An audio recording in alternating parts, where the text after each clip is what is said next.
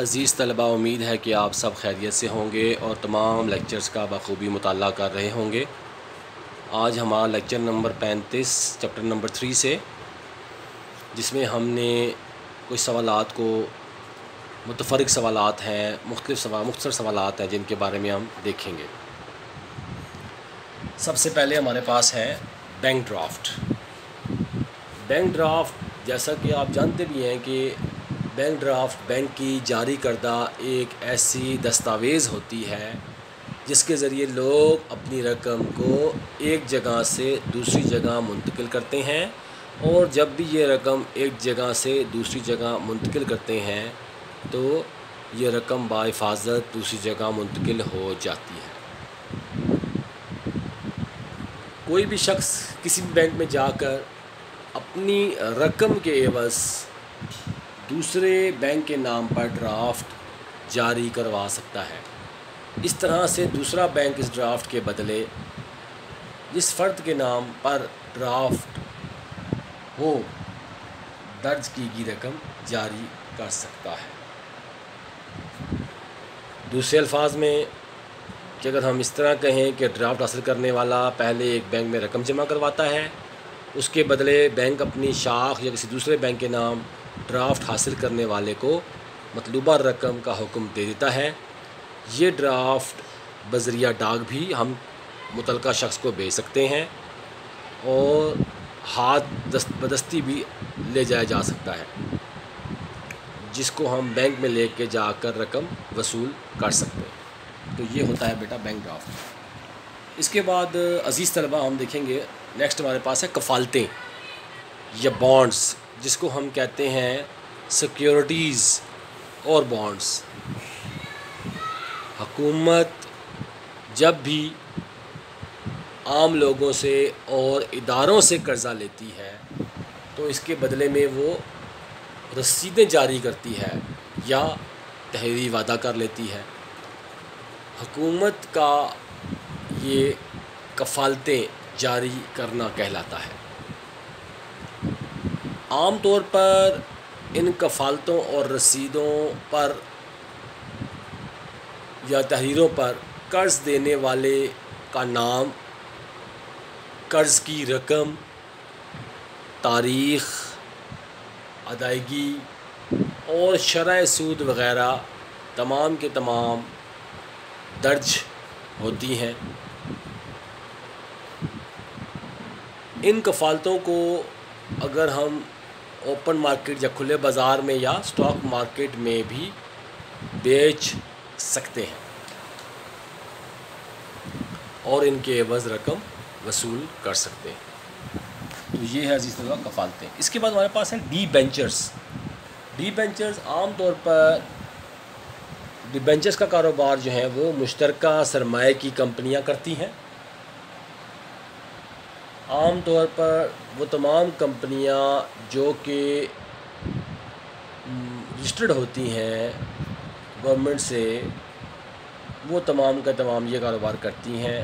عام طور پر جب بھی مشترکہ سرمایہ کمپنیاں حصص فروخت کر کے اپنے لیے سرمایہ کا بندوبست کرتی ہیں، اگر حصص کو فروخت کر کے جتنی مقدار میں اس کمپنی کو سرمایہ چاہیے اگر وہ حاصل نہ ہو سکے تو پھر یہ کمپنیاں طویل مدت کے ڈیبینچرز جاری کرتی ہیں، جسے مختلف افراد لے لیتے ہیں اور اس طرح رقم جو ہے وہ کمپنیوں کے پاس پہنچ جاتی ہے۔ عام طور پر رقم مہیا کرنے والے افراد کے ساتھ ان کمپنیوں کا ایک مخصوص شرح سے منافع دینے کا وعدہ ہوتا ہے۔ اس طرح سے یہ کمپنیاں اپنے سرمایہ کی مطلوبہ مقدار کو حاصل کر کے کاروبار کا آغاز کر دیتی ہیں، اور دوسری طرف سرمایہ فراہم کرنے والے لوگوں کا پیسہ محفوظ رہتا ہے اور انہیں ہر سال ایک مقررہ شرح سے منافع بھی مل جاتا ہے۔ لوگ جب چاہیں، جن لوگوں نے ڈیبینچر خریدے ہوتے ہیں وہ جب چاہیں ڈیبینچرز کو اسٹاک ایکسچینج میں فروخت کر کے اپنی رقم واپس حاصل کر سکتے ہیں۔ ڈیبینچر عام طور پر بازار سرمایہ کا ایک اہم آلہ ہے۔ اس کے بعد عزیز طلبہ ہمارے پاس ایک ہوتا ہے قرض حسنہ۔ عام طور پر اسٹوڈنٹس کو یا تعلیمی سرگرمیوں کو مکمل کرنے کے لیے مختلف بینک جو ہیں بغیر شرح سود کے دیتے ہیں اس کو قرضہ حسنہ کو، اس کو ہم پراپر دیکھتے ہیں۔ بعض مخصوص حالات میں تجارتی بینک ضرورت مندوں کو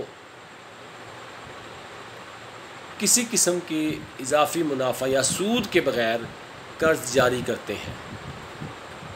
بینک اس قسم کے قرضے پر کسی قسم کا کوئی سروس چارجز یا سود وغیرہ وصول نہیں کرتے۔ قرض دار یہ قرض اس وقت واپس کر سکتا ہے جب وہ اس کی استطاعت رکھتا ہے۔ اس قسم کے قرضے زیادہ تر طالب علموں کو تعلیم اور تربیت کو مکمل کرنے کے لیے دی جاتے ہیں۔ وہ تمام طالب علم، وہ تمام اسٹوڈنٹس جن کو شدید مالی مشکلات ہوتی ہیں ان کے لیے یہ قرضے دیے جاتے ہیں اور ان پر کسی قسم کا کوئی بینک سود وصول نہیں کرتا۔ اس کے بعد ہمارے پاس ہیں جی ربا یا سود، جسے ہم انٹرسٹ بھی کہتے ہیں۔ عام طور پر ہم سود کو ان معنوں میں لیتے ہیں کہ سود سے مراد وہ معاوضہ ہے جو سرمائے کو استعمال کرنے کے بدلے دیا جائے، اسے ہم سود کہتے ہیں۔ یعنی جب بھی ہم کی سرمائے کو کسی بھی پیداواری کام میں استعمال کرتے ہیں اور اس کے استعمال کرنے کے لیے بدلے جو اس کو معاوضہ دیتے ہیں وہ سود کہلاتا ہے۔ اب عربی لغت کے لحاظ سے اگر ہم دیکھیں ربا یا سود کے معنی زیادتی یا اضافے کے ہیں۔ عرب کے لوگ یہ اصطلاح اس زائد رقم کے لیے استعمال کرتے ہیں جو کہ قرض خواہ اپنے قرض دار سے مہلت کے بدلے وصول کرتا تھا، عام زبان میں سود کہتے ہیں۔ قرض خواہ اور قرض دار کے درمیان ایک خاص قسم پر ایک مدت کے اوپر ایک خاص شرح سے رقم کا طے ہو جانا اور مزید مدت کے لیے مزید رقم کا طے ہو جانا سود کہلاتا ہے۔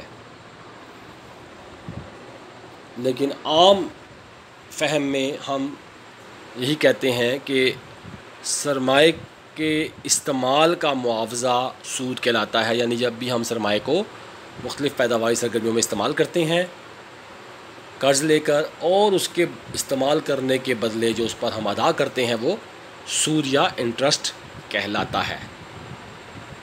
اس کے بعد ہمارے پاس ہے بلا سود بینکاری، جس کو انٹرسٹ فری بینکنگ بھی کہتے ہیں، انٹرسٹ لیس بینکنگ کہتے ہیں۔ بلا سود بینکاری سے مراد بینکوں کا ایسا نظام ہوتا ہے جو سود کے بغیر ہو۔